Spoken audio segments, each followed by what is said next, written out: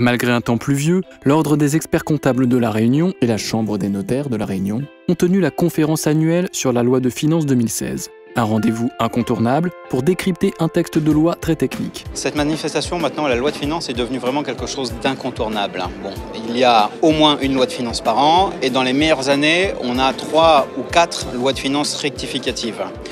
C'est un catalogue des nouveautés, des évolutions, des textes fiscaux notamment, qui interviennent donc en fin d'année en préparant la nouvelle année. Plus de 200 personnes se sont retrouvées au Parc des Expositions à Saint-Denis. Des particuliers, des professionnels et surtout des chefs d'entreprise.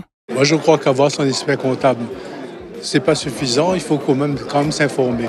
Pourquoi ? Parce qu'il faut les bonnes questions pour les bonnes réponses. Moi, j'ai un très bon expert comptable, mais j'aime bien être en avance de phase, entre guillemets, donc savoir anticiper ce qui va se passer. Et je pense qu'il y a certains domaines où il est important pour les entrepreneurs d'investir de son temps, parce qu'il faut être à la pointe. Comme chaque année, les intervenants, experts en droit et fiscalité, ont été conviés. Ariane Lemaître, consultante au Centre de recherche et d'information et de documentation notariale, le Cridon de Paris, maître Jérôme Sidney, notaire à Saint-Pierre de la Réunion, et Jean-Pierre Cossin, conseiller maître à la Cour des comptes et professeur associé à l'Université de Paris 12. Un regard de spécialiste pour analyser cette loi de finances et ses points essentiels.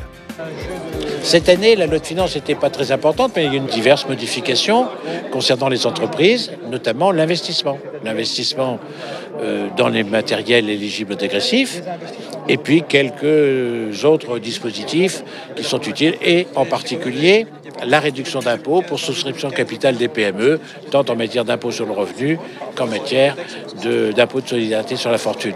Enfin, mais c'est moins bien pour sans doute les autres, c'est des modalités de contrôle fiscaux qui sont un petit peu aménagées. Le notaire est évidemment à l'écoute des dispositions de la loi de finances, c'est un moment important de l'année. Pas de grands bouleversements annoncés pour 2016. Pour les experts, cette loi et ses perspectives sont à replacer dans le contexte préélectoral. La particularité quand même de cette loi de finances, c'est qu'on arrive un peu dans une fin de mandature au niveau présidentiel par définition. Et donc les lois de finances ne sont pas, du moins celle de cette année, n'est pas forcément remplie de choses surprenantes. Il y a à peu près 2 ans, on avait une loi de finances qui était assez répressive, si on peut dire ça comme ça. L'année dernière, on a mis le balancier dans l'autre sens, on a été un peu plus large dans certains dispositifs de faveur, qu'on a amélioré un petit peu, on va dire, le sort et le quotidien des entreprises. Et cette année, on est un peu mi-figue, mi-raisin entre les deux. On n'a pas de dispositifs extraordinaires qui viennent ni d'un côté défavoriser, ni de l'autre côté favoriser spécialement l'entreprise.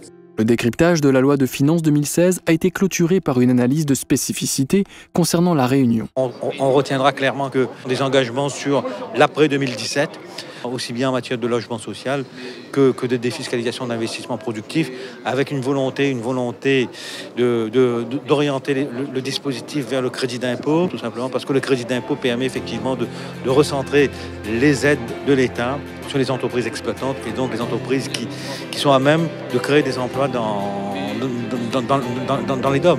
Une fiscalité domienne orientée vers l'activité économique et l'emploi, une conclusion optimiste qui incitera peut-être les chefs d'entreprise à accompagner cette dynamique.